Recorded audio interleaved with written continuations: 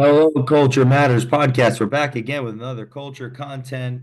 Follow me, Jay Doran underscore the culture man on Instagram for short clips on leadership, business, life, and so much more. Today, I want to talk about how to press reset and start fresh in 2025.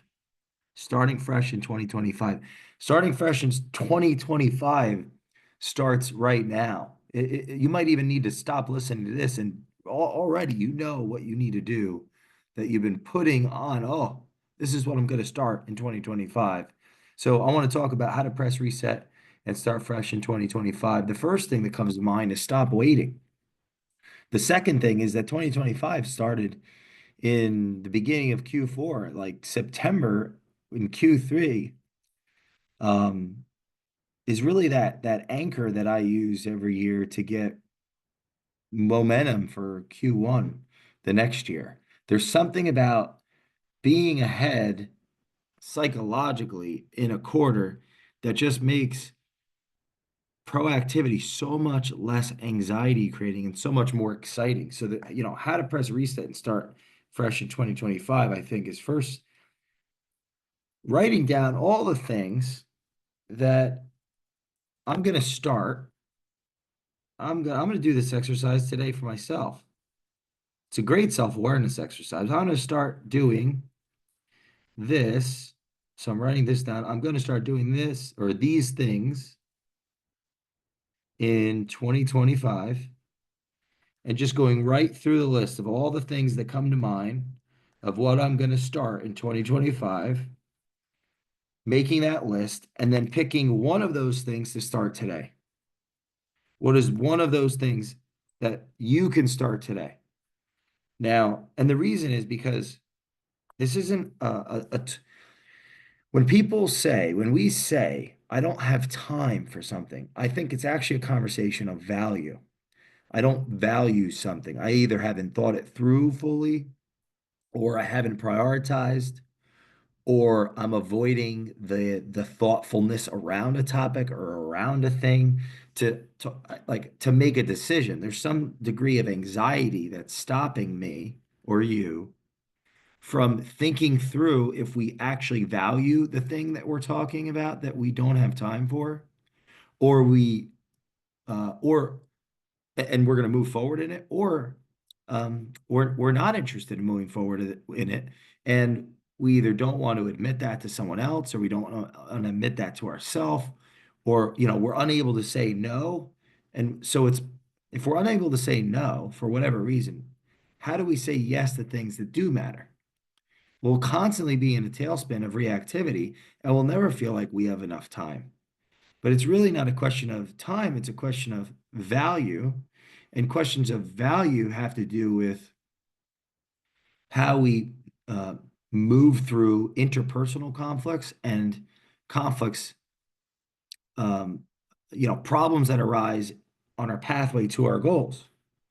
So, what does this have to do with how to press reset and start fresh in 2025?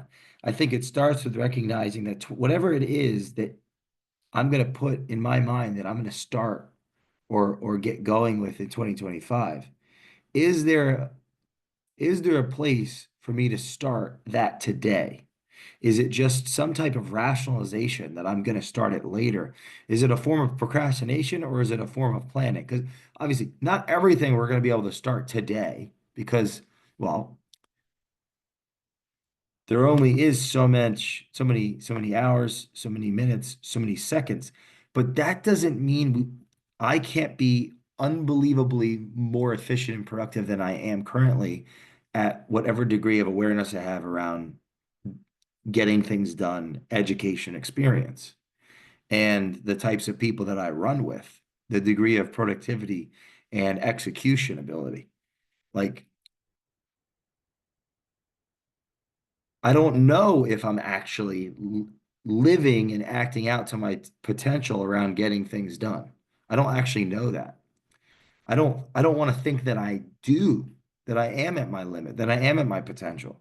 I want to think that I'm not and I have room to grow and room to improve And I think that's a better way to look at it because then I actually might get more efficient and more effective and more productive. I don't even think I'm scratching the surface for how productive and efficient and effective that I can be with my day, with my hours, with my time block, with my minutes, and with my seconds. If anything, I feel like there's so much time that's wasted. And I think the people that we work with, the people that we run with, the people that we build with have something to do with this. Like everyone has different capacities. Like there's a lot of, oh shit. There's a lot of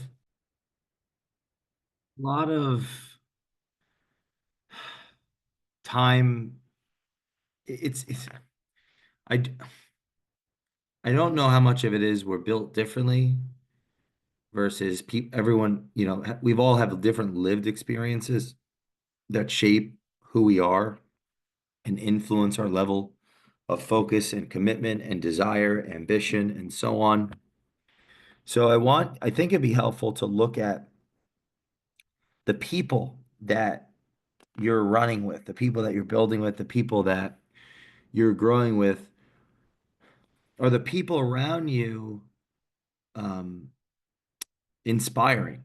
Are the people around you um, making you better? Are the people around you, just with their example, just with, their level of stick-to-itiveness, resourcefulness, um, sacrifice, fortitude, bandwidth, uh, intellect, because it's all relative.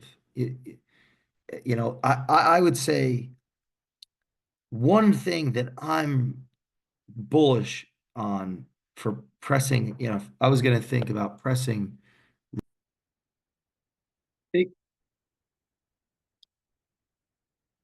putting myself in environments of with those that are far beyond.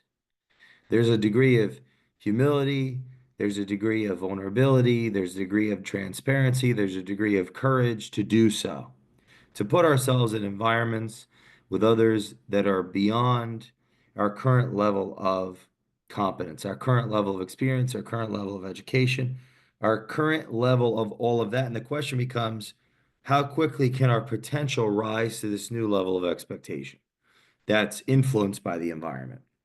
If I'm thinking about how to press and reset and start fresh in 2025, I'm thinking out loud. I'm trying to associate with my own journey as an entrepreneur.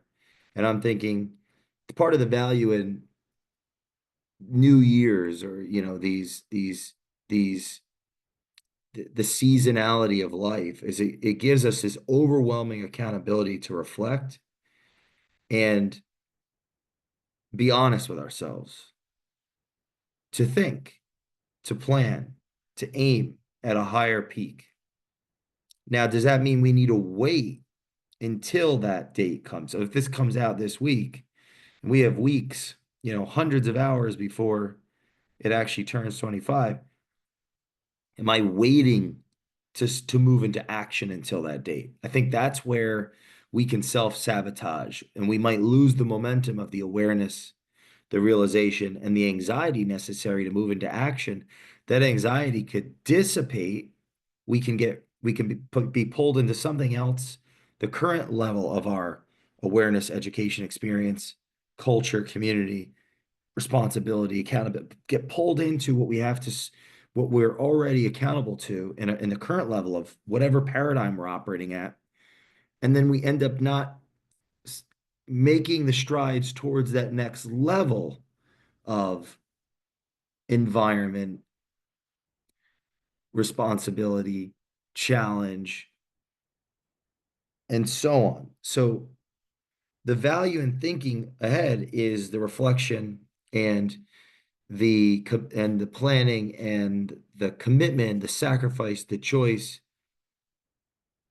And we won't be able to do everything today, but looking at what can be done today because we don't have to wait for 2025. So here's a tangible example of like personally of how at least as of last year, it's a ritual that we're moving into this year, New Year's Eve is such a fun day for for me, with the Culture Matters podcast and with my culture and the people that I get to run with and build with and do awesome things for you and for our, you, if you're listening, and for our life, we're building, because, the tradition in New Year's Eve is that people go out and they, see their friends, family, maybe have a drink, celebrate.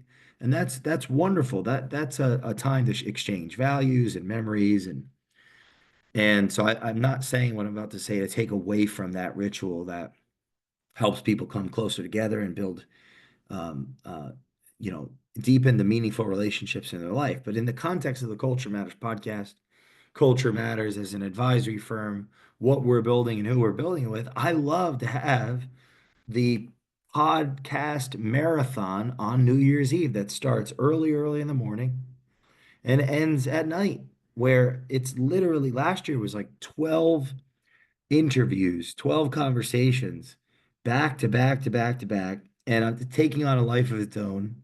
It's not live; they're pre-recorded, but it's like an unbelievably intense day for me to listen, prepare, listen, learn, connect. And now this year, I'm likely, because I've been in the spirit of making introductions. That was one thing that I wanted to bring back into my life in 2024, and I've done over 120 phone or Zoom and or both introductions between people in my life that needed to know each other. This New Year's Eve bash, this culture palooza is a way that I start fresh in a sense, or foreshadow the coming year's success with my culture, is meeting with everyone that was willing, that would love the idea of, pattern interrupting New Year's Eve by doing a podcast, talking about what the lessons were in 24, what 2025 is to come. I'm probably going to ask everyone what their word was, what their word is for 2025. Like my word for 2025 is intensity.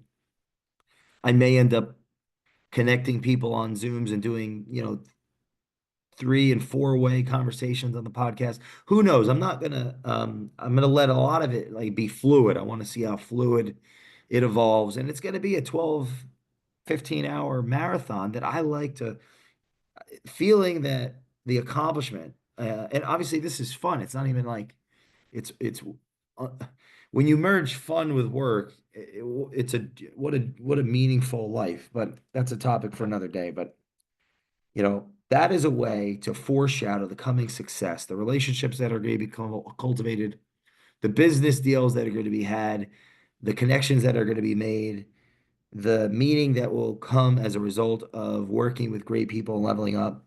That's a way that maybe that example gives you an idea of something you could do, but like 2025 for me is a year of intensity.